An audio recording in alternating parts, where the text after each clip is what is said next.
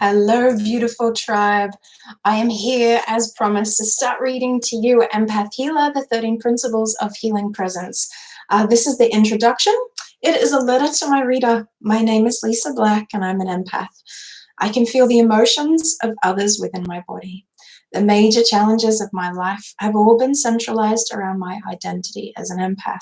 My professional career has been dedicated to my kindred tribe for 10 years, and no matter how my business has evolved, it's always been empaths who have hired me. So I realize it is time to shine a light on the endemic challenges that empaths face throughout their lifetimes. In doing so, we can begin to comprehend that the challenges that accumulate in our lives are all pointing to a calling for us to acknowledge our true nature.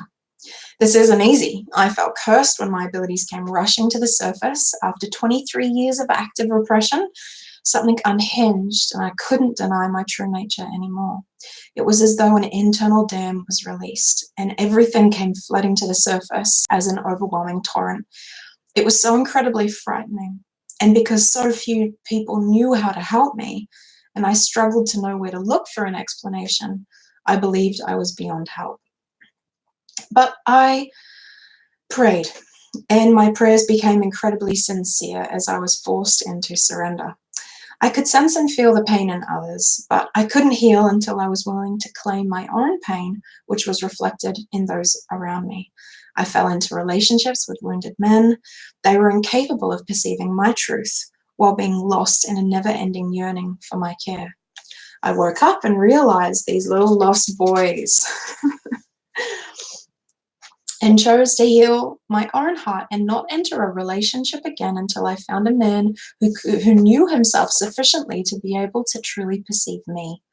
I was able to reflect on my 20s and understand that I'd felt a huge sense of responsibility to nurture my own mother because I loved her so much. At that time, I believed that if I could love her enough, she might change and finally be able to become the mother I longed for, who could nurture me in the way I desired. I attempted to provide for my father for the same reason. If I could support him enough, maybe he could become someone who could support me. The worthlessness we can feel within doesn't actually originate from our own bodies or experiences. It's something we pick up through our perception of what lies deep within those near us. At that time, I believed my worth was earned through service. I felt that kind acts of service and love to humankind were the only ways I could earn my right to exist. So that was where I lost myself. I gave myself endlessly to others, serving, loving, and helping as much as I possibly could. And in doing so, I forgot about myself entirely. Sadly, in losing myself, I found bitterness and resentment. I began to despise people, and I knew that meant I was out of balance. Repeatedly exposed to the purge and run left me awestruck. The sheer volume of horrific stories of cruelty and deep harm would find me wherever I went. Strangers, friends, and colleagues would confide in me so regularly that I became convinced that the world was a cruel and unkind place. Retreating into my inner cave, I found a new companionship with self-pity. Eventually, after long enough spent feeling sorry both for myself and everyone around me, I realized that maybe nobody else needed more mercy or compassion than me. At that time, I was distracting myself by overindulging in food, men, and exercise in an attempt to ignore my own inner world. My binge eating disorder became a reflection of my rejected needs to the point that it was so rampant I could clearly accept that my rational mind was not in charge of my conscious choices. I would continue to betray and sabotage myself until the pain was sufficiently loud enough for me to stop and pay attention. Running towards experts, authorities, and books did little to quench the yearning within. I finally worked out for myself that I was potently choosing to suffer by overconsuming food so that I could ignore the knowledge I had access to within. Maybe there was something within me that was deserving of my attention and reverence. This one idea shifted me out of shame and ushered in an era of mercy.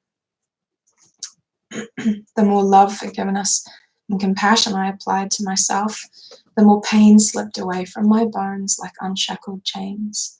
I was free to feel the truth in others. I knew how they felt, and I could give them guidance towards a space to accept themselves, their past, their current state of their lives. I could finally admit that I was an empath and use the awareness of what I knew to start to see myself. Being a witness to pain and suffering only endures for as long as it takes us to see our own pain reflected back. As soon as we forgive ourselves, accept our nature, and offer ourselves ceaseless compassion, we begin to comprehend that all of our problems upon which we judged ourselves can disappear. We must simply allow ourselves to be who we really are, with no more self-directed control, subjection, denial, or manipulation.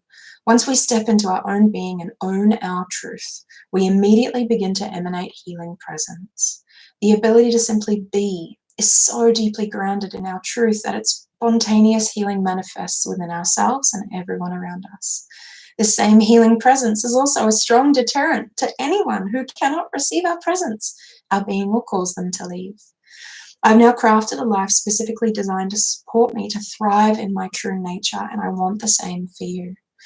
I want us as empaths to recognize, accept, and develop our remarkable abilities to bless our own lives and the lives of everyone near us. My pain commanded my attention sufficiently to allow me to lovingly carve out a singular path to follow home to my true nature. Your path will be different, but the destination is the same. Self-love, celebration, and the opportunity to use our gifts to help others as well as ourselves.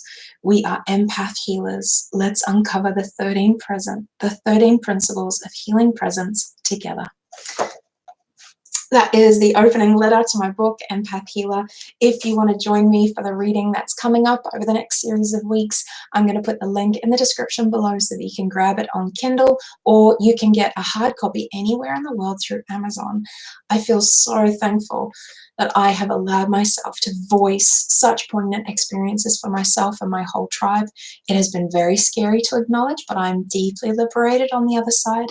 I want us to deepen into our empath potential. We've been hiding in what we thought was a curse and suffering the consequences of that perception for far too long. My life has been infinitely blessed by accepting my true nature, and I want to offer that to you. Please tag any of your empath friends. We're going on a journey. Over the next month, I'm going to be showing up as your personal guide to show you the sacred shifts that you can take in order to come home to your power, your healing presence, and the peace that you deserve in this world. This is my promise to you. I have endured so much suffering and found so much truth. I want that for you. My love and blessings. This is Lysa Black, intuitive empath and business mentor.